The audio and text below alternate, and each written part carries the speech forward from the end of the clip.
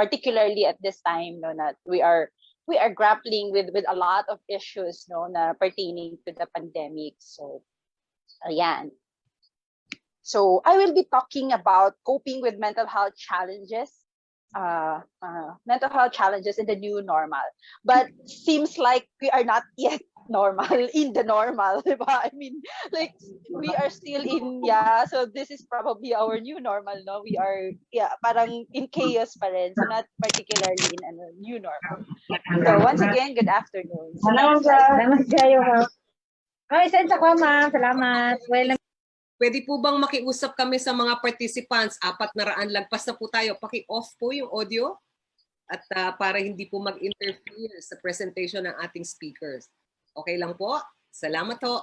Okay, Thank you. Yes, next slide, please.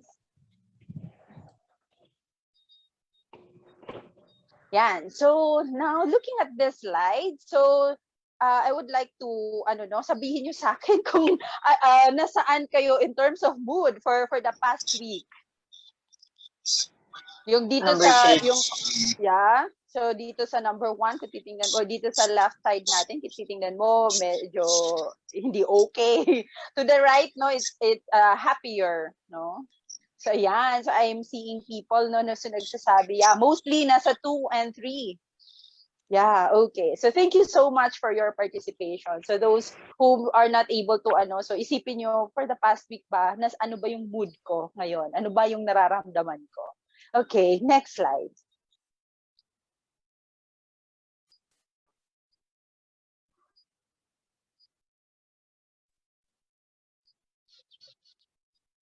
For this specific talk, we will be talking about, of course, understanding mental health and resilience. So sinama ko na rin dito yung resilience, because maybe a lot of us, or a lot of times for the past year, marami tayong naririnig, or years siguro, naririnig natin to madalas about resilience pagka may disaster, or if there is an emergency, so naririnig natin yung resilience. And the impact of COVID-19 on our mental health. And then the last part will be boosting our response or mental well-being during the pandemic. So ngayon, so how are we gonna deal with all of these challenges? So next slide.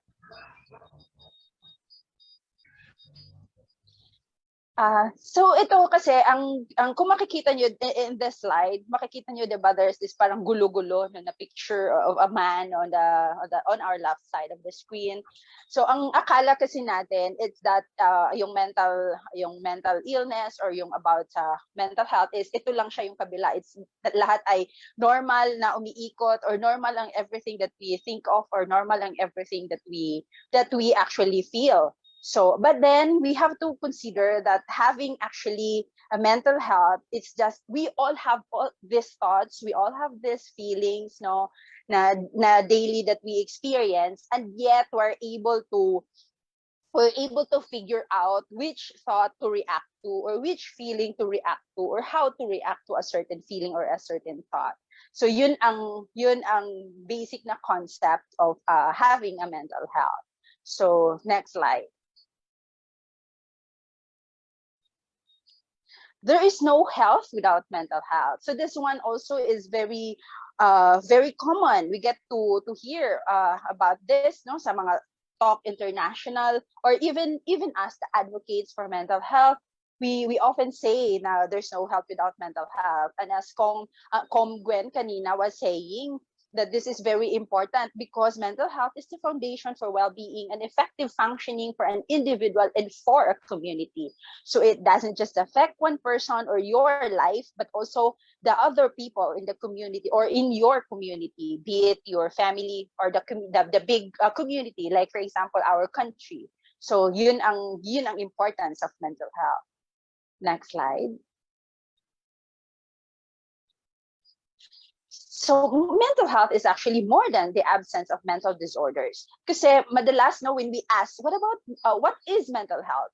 we have this concept agad na ang pumapasok sa isip is we imagine someone na yung mga psychotic vagrants, yun yung madalas na nai-imagine pag sinasabi natin ng mental health. Ang nakikita sa isip, ang unang pumapasok sa atin are those vagrant psychotic. Kasi I also saw yung bakit daw hindi nagkaka-COVID yung ano nila is the mentally ill, hindi nagkaka-COVID, but they have this description of or a picture of a person na actually yung mga vagrant psychotic. But of course, it's not, hindi lang siya, that's just one aspect of mental health.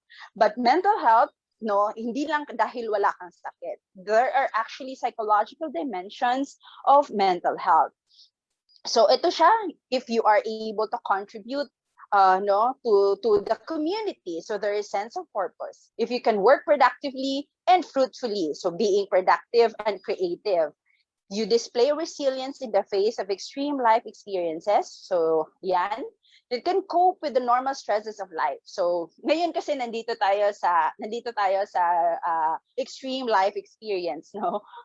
Realizes, and the last part of the dimension of mental health is realizes one's own abilities and potentials. So very important is our self-image. So how do we see ourselves? So ano ba ang tingin natin amongst everything that's happening around us? So nanliliit ba tayo, or sometimes ba we have this feeling ba natin victim tayo in all the circumstances? Do we have that? Or do we feel that we are bigger than other people, or we have this tayo yung nakakalamang with other people, or the privilege, no? So how do we see ourselves? So that's also part of mental health. But again, I will be focusing more on the resilience. So next slide. Resilience is the process, no, of managing stress and functioning well even when faced with adversity and trauma. So ito yung parati natin na pinag-uusapan na, well, because also our idea of being resilient is that we're able to smile amidst disasters. So, but there's more to resilience. It is important to recognize that well-being and mental illness comprise two related but distinct dimensions. So ito yung kanina na yung makita natin yung dalawang tao, no, very important. And resilience is one dimension nga of mental health. So, next slide. Ang resilience kasi di ba parati nga natin siya pinag-uusapan, it's about, there is an interplay, no, of all of these factors. You as an individual, so you have this, ikaw, paano ka nagre-react to the challenges? So are you resilient enough to react to the challenges? Your community, kasi you need the support. Kasi siya, diba, if there's one thing that we really learn much about in this pandemic is our connectedness with people, no? So yung importance that we are part of a community, so we belong to a community. So paano din yung community natin, how resilient is our community? And of course there's cultures. So paano yung kultura natin? Ano ba yung pinapaniwalaan natin ng mga social norms? Or how do our culture, or what do our culture say about being, or kung lalaki na umiiyak pagka may challenges, ano ba ang kultura natin doon? So there's that kind of interplay, no, of all of these areas. Next slide. Sa Filipino daw kasi, or yung katatagan, yun yung Filipino term for resilience. So we get to see that we have vulnerabilities and of course our protective factors. So ito yung nagde-define kung ano ang katatagan or ano yung Filipino resilience. So we have this, no, yung vulnerabilities, which includes geography. So paano tayo nagkakahiwalay? So I also get to see that na parang kami kasi dito sa Mindanao or dito sa Visayas, we're more resilient kasi we can smile amidst our mga pinagdadaanan, but kayo dyan, it's not. So we are all Filipinos, and yet we have that kind of differences, no, in terms of where we are living, so, and how we respond, no, to disasters or to emergencies. Lack of mental health professionals and resources. So very important also. This will be addressed, of course. Later, no, si Ma'am Presi will be talking about what has happened with our mental health law implementation. Kasi madalas, we are concentrated. The mental health professionals are more concentrated in the urban cities. So, for example, Metro Manila, and there are only for psychiatrists. There are only, I think there are only 600 plus of us. For psychologists, I'm not sure if umabot ba siya ng 100,000. So, parang ganun lang din yata. Inequitable distribution of health professionals. So, as I said kanina, naka-concentrate in the cities, in the big cities. But then, kung titingnan natin how we define the Filipino resilience in terms of protective factors, mas madami yung protective factors natin. Because we have strong faith. We have we use spiritual coping. There's a strong sense of family. We have support from friends. We have sense of humor, optimism, and our innate hopefulness. So, and resourcefulness and ability to adapt. So, ito yun ang meron sa Filipinos when we talked about katatagan sa Filipino. So, we have that no yung there was a survey done by the Philippine Mental Health Association in, I think, mid of 2020. So the reason why, saan daw, one of the questions is, saan humuhugot ng lakas ang mga Filipinos right now? So they answered in that question is that in their faith. So they believe in God, or there is a higher being. So that also, it's very true among Filipinos, katatagan. So next slide. But then, before we, of course, yun na yun, resilience. But then there's such a point kasi na hanggang kailan ba tayo magiging resilient? So, hanggang saan yung pag-stretch natin of our parang pag-adapt to changes, or in our fight, or in our journey in this pandemic. So hanggang saan ba tayo? So depende siya on people, depende on how people will react to things. But there is mental health, of course, but then of course makikita nga natin kung may mga people talaga, or there are mga tao talaga na dadating sila sa breaking point.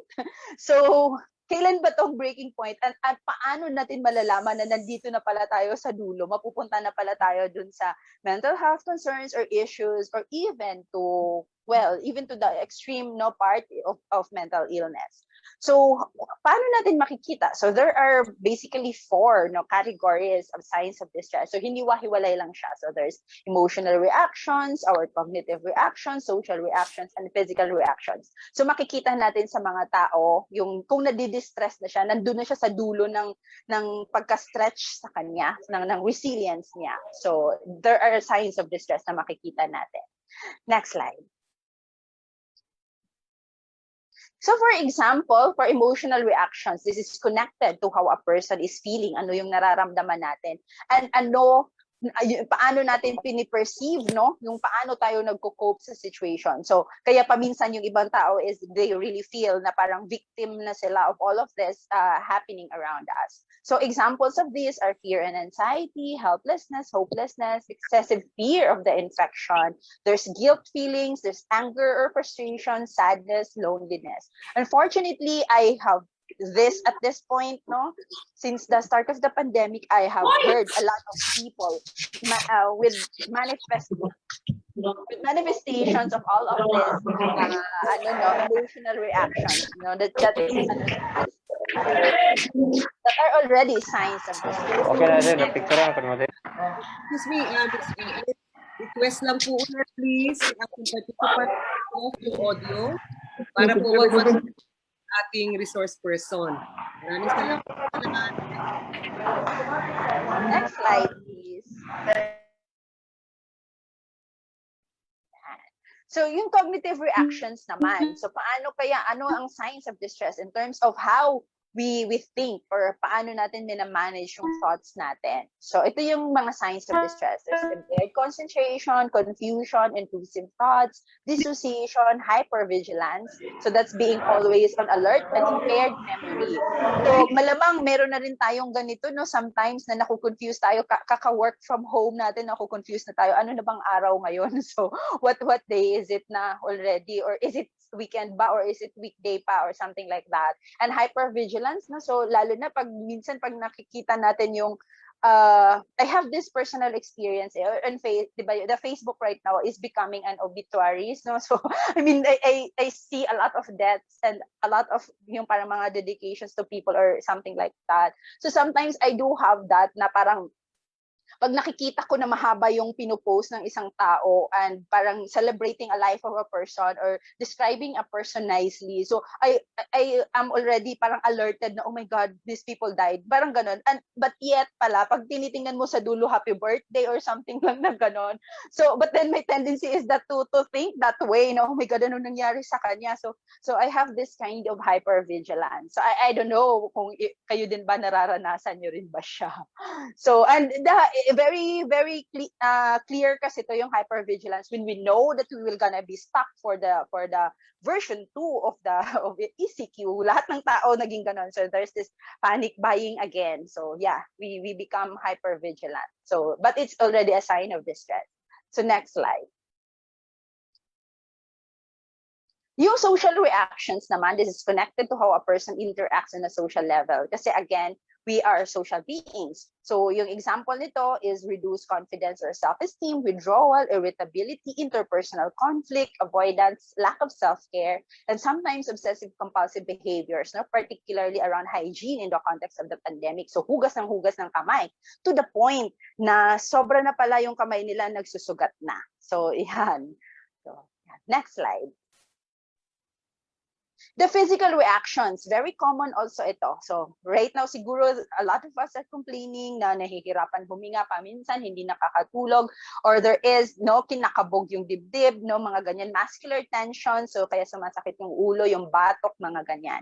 And very, in the clinics kasi our our chief complaints, number 1 ngayon is actually the insomnia. So people are having difficulty falling asleep or maintaining asleep. So sila yung fragmented yung sleep nila, nagigising agad.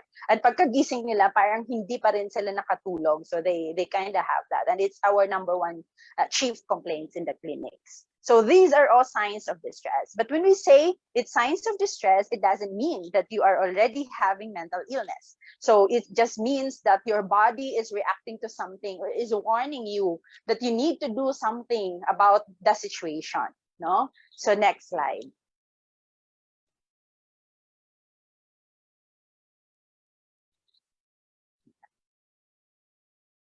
So what will happen? Kasi yun nga, kung meron tayong signs of distress because of the pandemic, what will happen kasi if it's prolonged, yung katulad sa atin ngayon that we're already 1 year, more than a year into the pandemic. So what will happen to us or to the people in general if we have that? So actually ito yung inaabangan or na-foresee namin, no, na we don't fear that, but we foresee that what will happen in the years to come. So we are actually looking at an increase numbers or prevalence of psychiatric or mental health conditions such as anxiety, depression, substance use disorders, adjustment disorders, PTSD, and for those people who are already having existing mental disorders right now, mag-worsen pa. So there will be an increase in the admissions or remission of the psychiatric illness. Kaya this is very important, no, that malaman natin for us in the healthcare system, for us to be able to address or to make interventions, no, for people para hindi na aabot yung distress natin, will just be distress and we'll be able to cope from that. Hindi na aabot, hindi na mapupunta sa mental illness. Next slide. Yeah. So again, so there is this mental health continuum kasi. So the reason why I was saying kanina na hindi porket you have the distress, you already have the disorder. Kasi there is a continuum. So kung makikita natin siya, yung green part is healthy. So ano ang nangyayari or ano yung description mo of a mentally healthy person? So yung normal fluctuations of mood. So okay lang yun na nagmo-mood swings tayo. Ganun naman talaga yung mga tao. Sometimes you're happy, sometimes you're sad, sometimes you are frustrated, sometimes you're angry. So we all have that feeling. So there's normal fluctuations. Then there's this column, no, yung yellow, yung reacting. So if there is a stressor, how are we reacting? Yung injured na mental health state is that this part kasi is actually, there is a pattern now of how you react to a certain stressor. And the last part, the ill talaga, you are already diagnosed with the mental illness. What's the beauty of this table actually is that we can have actions, no, depending on which part of the of the column, no, na belong. So ayan, so dito sa baba, there are actions that we can actually take, no, for us to be able to kasi hindi ibig sabihin if you are ill already, hindi ka na magiging mentally healthy. You can go through this from left to right and right to left, so you can switch, no, or transfer, no, in this continuum. So the most important part is that there are actions that we can take in each phase of the continuum. Ayan. So next slide. So for ill, there are services na we can help in terms of people who are seeking help from us or seeking support, mental health support from us. So what happened pala? What happened to us in this pandemic? Although, yeah, you have your own experiences already. So next slide.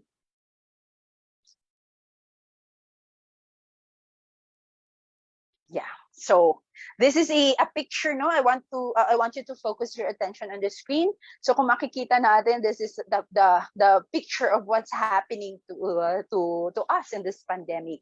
So people say we're on the same boat in this pandemic, but actually we are not. We are just in the same ocean, but not the same boat.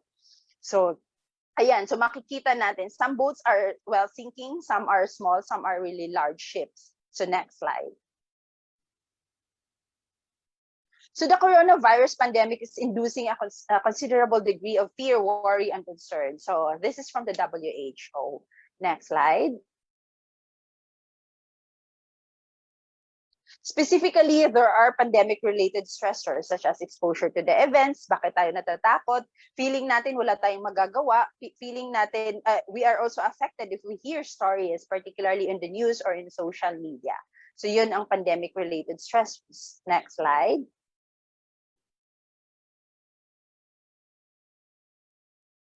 Yeah. Next slide, please. This is the latest study that I think lumabas din ito sa news, that they were saying, yun kasi kanina it's the general population, but they were saying that 1 in 3 COVID patients are diagnosed with mental illness, no, or neuropsychiatric condition 6 months after they are being discharged. So may ganun na silang data in the United Kingdom.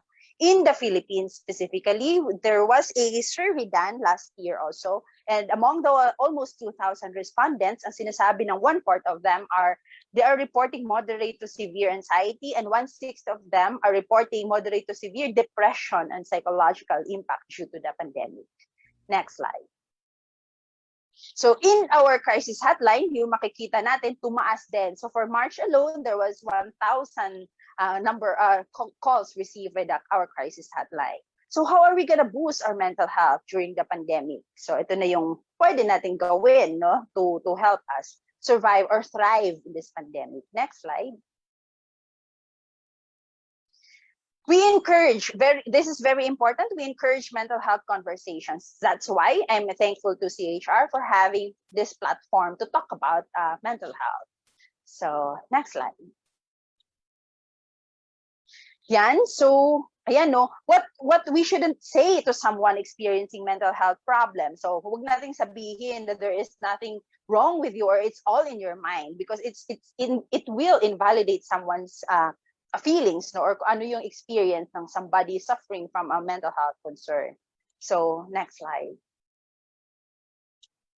The healthy ways of to cope with stress is that we know, no, kung kailan tayo magkasakit or kailan tayo nagkakaroon ng symptoms, and we contact healthcare providers or our being hurt, no, yun sa barangay. Know where and how to get mental health treatment. So saan tayo makakahanap ng support, no, or resources, or among friends, from families, or even the professionals. Take care of your emotional health, no, kasi it will help you think clearly and react to urgent needs to protect yourself and your family. You take breaks from watching, reading, or listening to news stories kasi nga nakaka-toxic na siya for us. So you stop, take a break from all of those activities. So next slide. Take care of your body. Very important that we also take care of our body, lalo na ngayon kasi if we actually feel something no sa katawan natin, minsan nag-iisip tayo na kung ano-ano na. So we have also this certain emotions no evoke from our feelings no sa ating katawan. So you can have exercise and plenty of sleep or enough sleep, good quality sleep. Make time to unwind. So you can be a plantita or you can do something else. You connect with others. This is also another important thing that we can do. And wala pang bayad if we connect to others. So just internet and probably your cell phone load. Connect with your community or faith-based organization. So much better if you belong to a bigger community. Next slide. So this one is a breathing actually exercise that you can use. So maybe if you want to have a copy of the slides and have this one, you can have it naman. Yeah. Next slide. So it's just breathing exercise. There are also other breathing exercises that are available naman on Spotify. Yeah. Next slide. Coping with anxiety. So paano kung nagkakaroon ka ng anxiety attack at home? So what are you pwede mong gawin? So you connect with friends, you do physical activity, or kung hindi man nag-exercise, you can just move around. You get up and move around the house. So healthy diet, that's also part. Avoid substance use kasi some people, pagka nagkakaroon sila ng anxiety, dumadami yung yosi nila or umiinom ng alak for them to be able to sleep. Relaxation techniques such as, well, you can try yoga or meditation. That's also very good. And getting enough sleep. Next slide. Now, if you do have the attack no at the moment, ano ang gagawin mo? So you can use this grounding technique, no? So you can close your eyes, you can do your breathing exercise, and then you open your eyes slowly, and you can look for 5 things, no, that you can see, 4 things that you can feel or touch, 3 things that you can hear, 2 things that you can smell, and 1 emotion you feel right now or right at that moment. So this thing, we call it the grounding technique to help you come down, to help your breathing become normal again. So next slide, kasi sometimes it's catching our breath actually that's really bothersome to us. So if you don't have friends, or if your friends are not helpful or not or your family members are not helping you cope with your anxiety or with your stress at the moment, there is we can provide support, no? The National Center Crisis Hotline can provide support. So there is this number, our telemental health response, and also the crisis hotline. So next slide. These numbers, no, you take note of these numbers and they may become handy, no? So for example, if you have someone or ikaw mismo nagkakaroon na ng in crisis, like iyak ka ng iyak, hindi ka na nila mapatahan,